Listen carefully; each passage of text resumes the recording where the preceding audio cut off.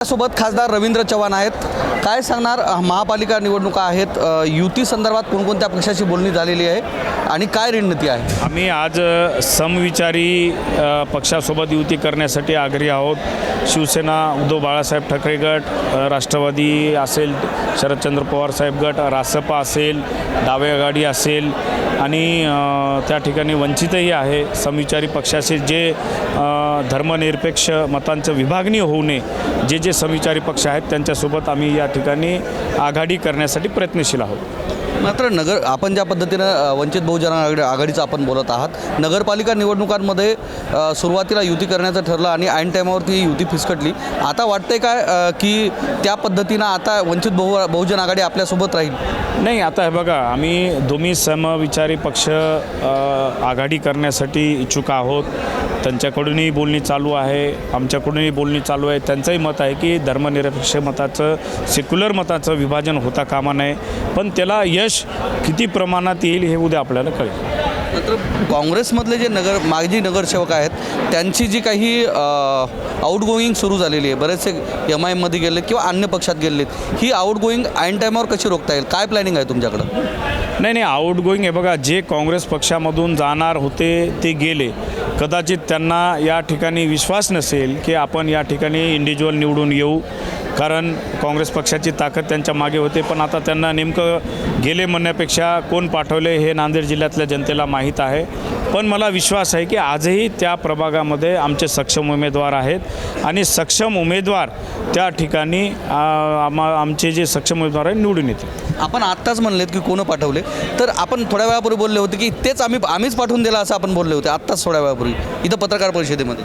नाही, आम्ही नाही पाठवून दिले. मी काय केलं, नांदेड जिल्ह्यातल्या जनतेला माहीत आहे की MIM सध्या कोण चालवते आणि कोण पाठवले हे नांदेड जिल्ह्यातल्या जनतेला माहीत होऊन गेलेलं आहे. ते MIMमध्ये गेल्यानंतर ते कोणाच्या घरी, शिवाजीनगरला रात्री बेरात्री कोणाच्या घरी गेले होते जनतेला माहीत आहे. थोडंसं स्पष्टच कळू द्या, म्हणजे नेमके MIM कोण चालवते थोडं स्पष्ट कळालं तर बरोबर. नांदेड जिल्ह्यातली सध्याची MIM हे अशोकरावजी चव्हाण चालवतात.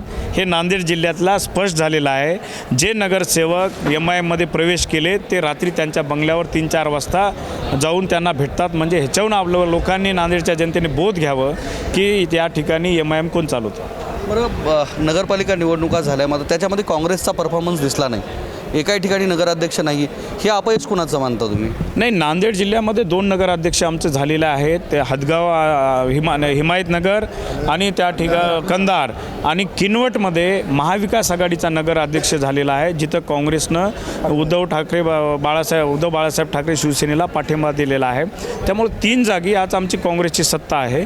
देगलूरचा जो आमचा 12 नगरसेवक निवडून आलेला आहे, देगलूरचा जो नगरसेवक आहे तो फक्त आमचा 150 मतानं नगराध्यक्ष, तो 150 मतानं पडलेला आहे. आणि मुदखेडला आमचे 2-3 नगरसेवक फक्त 5 आणि 1 मतानं त्या ठिकाणी पडलेला आहे. त्याच्यामुळं काँग्रेसचं परफॉर्मन्स खराब आहे. बिलोलीलाही निवडून आलेले आहेत.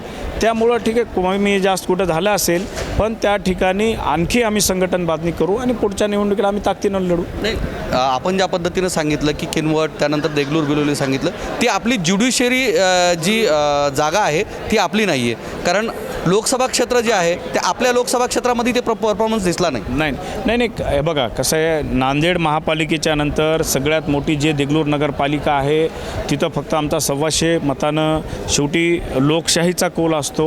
125 मतानं आपण शेवटी लोकशाहीमध्ये हार किंवा जीत हे आपल्याला दिसत असते. पण तिथं जे मताचं प्रमाण जर बघितलं तर मताचं प्रमाण काँग्रेस पक्षाला जास्त प्रमाणात त्या ठिकाणी मिळालेलं आहे. आणि दुसरी गोष्ट, बिलोलीमध्ये आमचं काँग्रेसलाही मतदाराचं प्रमाण जास्त प्रमाणात मिळालं आहे. हार जीतमध्ये सीटं थोडंफार मतानं गेले असतील, पण त्या ठिकाणी जिथं काही चुका किंवा आमच्या उणिवा असतील ते आम्ही त्या ठिकाणी पूर्ण करू. बऱ्याच ठिकाणी असं होतं आहे की जो पक्ष विरोधात आहे, जसं अजित पवार गट आहे, प्रामुख्यानं जर पाहिलं तर दाखवण्याचं चित्र जे आहे ते वेगळं दिसतं आहे आणि दोन्ही काका पूर्ण एकाच व्यासपीठावर दिसतात.